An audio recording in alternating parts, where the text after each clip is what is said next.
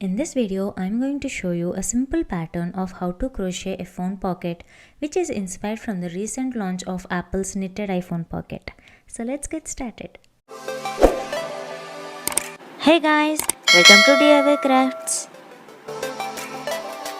For this project, I am using 4-ply medium weight 100% acrylic yarn and a crochet hook of size 4 mm.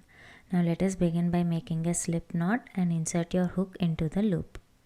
Now adjust the loop and start making a foundation chain. So here for this video I have made chain 65. However, with the yarn you have taken and its suitable hook size, work up the foundation chain until you have 17 inches of the foundation chain. So that is your foundation chain, which is long enough. If you wanted a sling bag like the lengthier pocket, you can go up to 125 or 130 chains.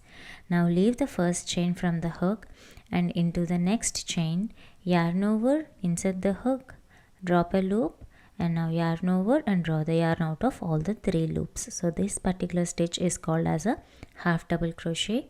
Now mark the first stitch with your stitch marker. Now continue to make half double crochet stitches throughout the chain. So yarn over, insert and drop a loop, yarn over and pull through all the loops on the hook. And then we are going to repeat the same stitch all throughout the foundation chain until the last chain. Now we have reached the last of the chain. Here I am making the last half double crochet stitch.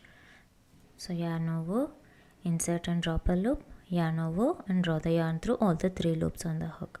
So this completed the first row of half double crochet stitches, and this is how your first row looks like. Now let's go to the second row. Begin with chain 1 and turn your work. Now from the second row onwards, we have to work only into the back loop of the stitch. So the first loop is the front loop and the back side loop is the back loop. Now while inserting the needle, insert the needle only into the back loop while you are working with the half double crochet stitch. So the stitch which we have done now is the first half double crochet stitch in the second row. So I am just putting another stitch marker to mark the first stitch. So this helps us to identify the last stitch which we have to work on. Now for the next stitch, again we have to put a needle only into the back loop. Leave the front loops. So all the loops that we have left in the front loops will form a line that gives you a nice ribbing texture. So let me show you after working a few half double crochet stitches. So if you see, there is one small line in between row 1 and row 2 that will give you a ribbing texture required for our iPhone pocket.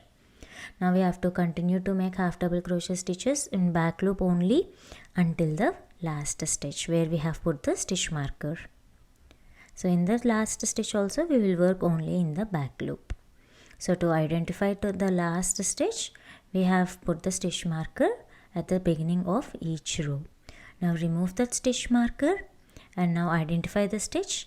Now put the needle by leaving the front loop, put the needle only into the back loop, and then make a half double crochet stitch, which is the last half double stitch of the second row. So we have completed 2 rows. Now we have to repeat the same pattern, the row 2 pattern for row 3 and row 4 as well. So begin with chain 1 and turn your work. Now yarn over, insert the needle only into the back loop of the first stitch, yarn over and pull up a loop. And now make a half double crochet stitch, and as this one is the first stitch of the third row, again put a stitch marker. Now this one marks the beginning of the third row, like the first stitch of the third row, and now we have to continue to make half double crochet stitches in the back loops throughout the row until the last stitch.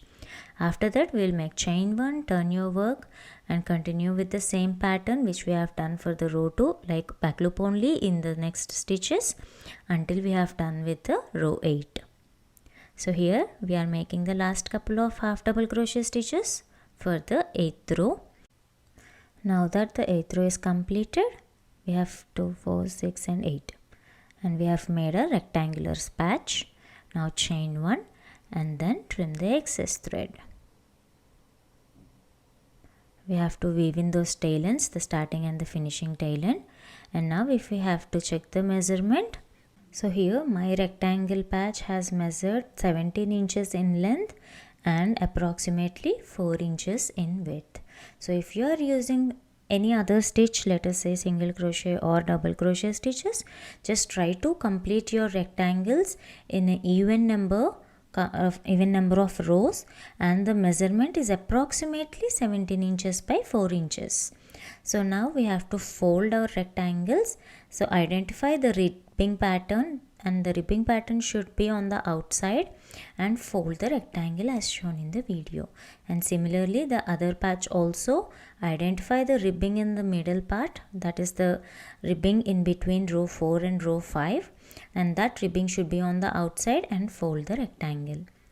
Now these two folded rectangles should be put next to each other and fold it all the way till the last row, the other end of the rectangle as well. And now we have to mark the points where we have to join these rectangles to make it as a pocket. So on the top part, anywhere between 5 stitches to 10 stitches, and at the bottom part nearly 30 stitches we have to join. So here I have counted 10 stitches from the top on the first rectangle, and identifying the 10th stitch on the other side of the rectangle and marking those 2 stitches with a stitch marker. So this is the identification for us to join both the rectangles for all these 10 stitches. And I am going to do the same thing on the bottom side as well. On the first rectangle I am counting 30 stitches, and on the second rectangle also I am counting the 30 stitches from the bottom, and I am just putting a stitch marker to identify the stitches that I have to join. Now just like how we have done on the front side, we are going to repeat the same count of stitches and put a stitch markers on the back side of these rectangles as well. So once all the safety pins are kept, now we are ready to sew them together. You can join them using a slip stitch join. If not, you can join them using a tapestry needle as shown in the video. It's the easy thing to do other than the slip stitch join. And now all the stitches are joined. Secure it with a knot, hide the tail end, and then trim the excess thread close to the project. And you're going to repeat this method for all the 4 joins while you are attaching the rectangular parts with each other. And while trimming the tail end, be careful and be sure that you do not cut any of the work. And now once all the rectangular parts are joined, now we have to attach the top and bottom portions of the rectangular pouch. So again with the same tapestry needle, attach the top and bottom parts, secure the tail end, and then trim the excess thread close to the project. So here we have attached the top part of the rectangular pouch, and now repeat the same thing on the bottom part as well. And with that you have made yourself a cute phone pocket. I hope you all enjoyed watching this tutorial. Do give this pattern a try and let me know your thoughts in the comments section below. Don't forget to share your work to me on Instagram. The written pattern for this project is given in the description. Do check it out. See you all in the next video. Thank you for watching. Please like the video, share it, and subscribe to diykraftz.